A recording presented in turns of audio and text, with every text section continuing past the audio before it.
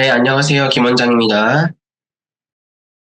오늘은 자율신경쇠주증이 완치되었다는 후기를 찾아보시는 분들이 정말 많습니다.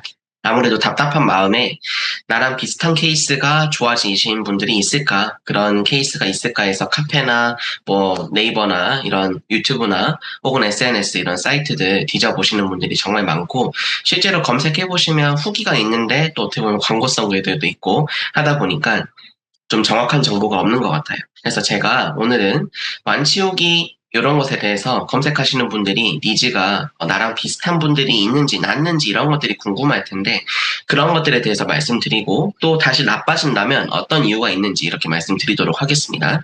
제가 직접 겪었던 자율신경쇠조증, 지금 제 모습이랑 다르죠. 그래서 그런 환자분들의 고통, 그런 고생, 그리고 어떤 것들을 이렇게 치료해보고 이렇게 시술 받아보시고 해도 잘 낫지 않고 이런 불편함들을 제가 잘 알고 있습니다. 그래서 환자분들께 제가 이렇게 질문하는 사항들도 이렇게 지금 힘든 시간이 엄청 오랜 기간 이렇게 누적이 됐기 때문에 어쩔 수 없는 결과지만 그래도 기존으로 돌아가실 수 있다. 그러니까 뭔가 새로운 체질로 이렇게 태어나서 탄생하는 게 아니라 내 원래 기존으로 이렇게 돌아가실 수 있으니까 너무 염려 마시고 치료 열심히 해보시죠. 이렇게 말씀드리는데, 물론 환자분들 상황마다 달라요. 어떤 분들은 한 달도 안 되는 시간에 몇 번만으로 정말 좋아지시는 분들이 있는데, 어떤 분들은 정말 오랜 기간 뭐 1년 넘게도 힘든 분들도 있고요.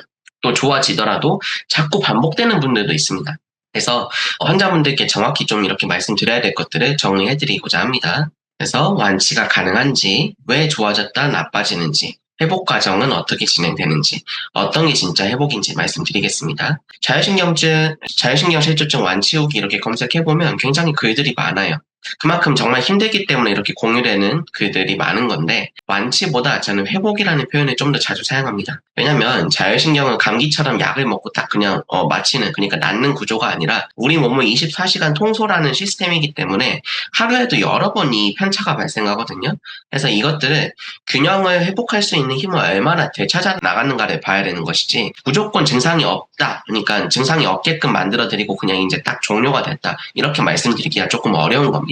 왜 이렇게 좋아졌다 나빠졌다 하냐면, 실제로 많은 환자분들이 이런 시술이나 뭐 약물 처치, 뭐 한약도 그렇고요, 운동, 생활습관 개선 이런 걸 통해서 좋아지는 경우가 많습니다. 실제로 편해지시는 경우도 많고요. 뭐 소화나 두근거림 등등. 근데 다시 비슷한 증상이 나타나는 거는, 자율신경실조는 이 패턴이 환자분들마다 다 다르고 단계가 다르기 때문입니다. 그래서 아까도 말씀드렸지만 단계별로 환자분들이 이 증상 양상 표현하거나 반복되는 것들이 달라지기 때문이에요.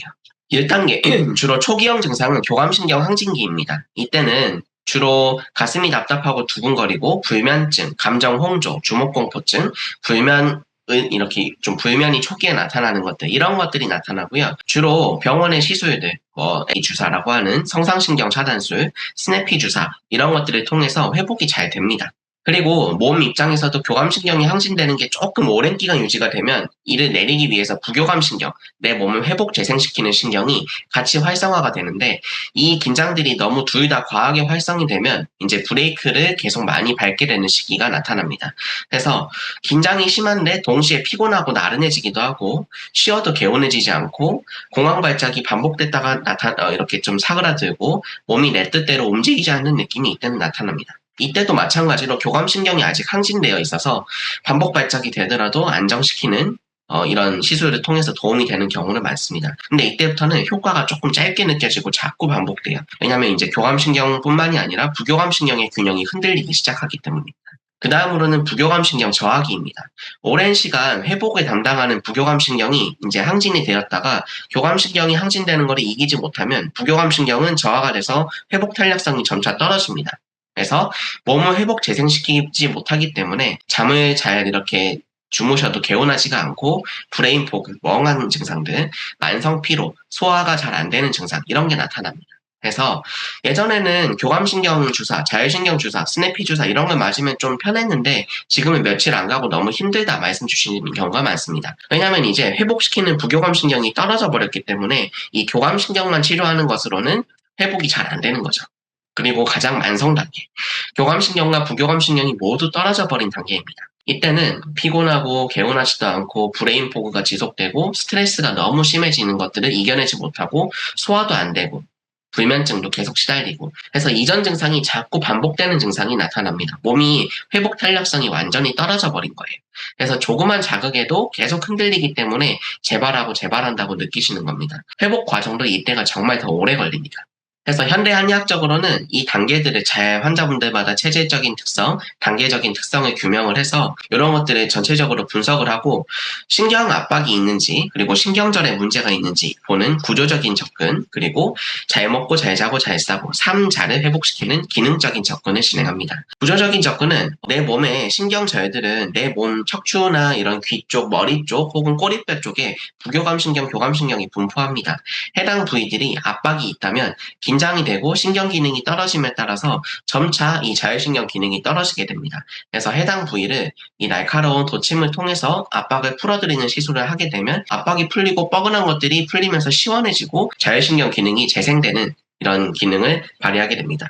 마치 우리가 기계가 조금 고장나면 리셋시키는 버튼이 안쪽에 숨어 있잖아요. 거기를 바늘로 이렇게 꾹 눌러주면 리셋이 되잖아요. 그런 기능으로 접근해 드릴 수 있습니다.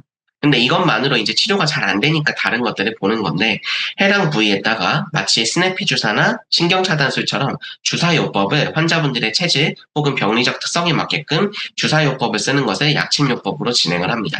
그래서 스냅피 주사랑 비슷하기도 하지만 또 환자분들마다 다른 성질의 약물을 접근해서 사용해드리기 때문에 또 다른 접근 또한 교감신경에만 주사하는 게 아니라 부교감신경에도 같이 주사를 해서 아까 말씀드린 교감신경 문제뿐 아니라 부교감신경의 문제도 같이 해결해 드릴 수 있다. 이렇게 말씀드리고 싶습니다. 그리고 기능적으로는 아까 말씀드린 잘 먹고 잘 자고 잘 싸는 것, 이 3잘이 돼야 됩니다. 저 같은 경우에는 전공이 체질의학이기 때문에 체질을 전공한 제 진맥을 바탕으로 환자분들의 체질을 진단해서 잘 먹고 잘 자고 잘 싸게 이 3잘이 회복되게끔 제 진맥을 바탕으로 환자분들의 처방을 진행해 드립니다. 요거 같은 경우에는 태음인 처방이네요. 보니까 러시아 녹용에다가 약간의 소음인 약물이 들어있는 걸로 보이는데 소음성 태음인 처방으로 보입니다. 환자분이 잘 주무시게 해드리고 드시는 게 편해지고 아마 대변도 조금 더 많이 보시지 않을까 싶습니다. 정리해보면요. 자율신경실조증은 완치라는 표현이 사람마다 좀 다릅니다. 증상이 전혀 없는 상태가 완치라고 표현한다면 사실은 자율신경실조증은 그렇게 치료하기 어렵습니다. 다만 일상생활이 조금 가능하게끔 그리고 전체적으로 내 과거의 건강 상태로 돌아갈 수 있게끔 본다면 그게 완치라고 보시면 됩니다. 예를 들어서 감기가 한번 완치된다고 다시 안 걸리는 게 아니잖아요. 자율신경실조증도 내 몸 관리를 잘 못하시면 다시 발생할 수 있습니다. 하지만 회복하는 방법을 알게 되면 현명하게 그리고 지혜롭게 이겨내갈 수 있는 거죠. 그래서 이 회복 탄력성을 회복시키는 것을 한의학적인 처치로 보는 건데 아까 말씀드린 기질적인 혹은 구조적인 문제를 해결하는 접근들, 기능적인 문제를 해결하는 접근으로 해당 치료 방법을 정리할 수 있습니다. 그래서 이렇게 오늘도 여기까지 좋은 의료 정보 제공을 해드리는 김원장이었고요. 자율신경실조증 완치는 어떻게 보면 내 몸을 기존의 건강 상태로 조금 돌려드리는 치료 방법으로서 뭔가 새롭게 태어나는 게 아니라 기존으로 잘 돌아가서 일상생활을 누릴 수 있게끔 해드리는 것을 목표로 한다고 보시면 될 것 같습니다. 오늘도 여기까지 김원장이었습니다. 감사합니다.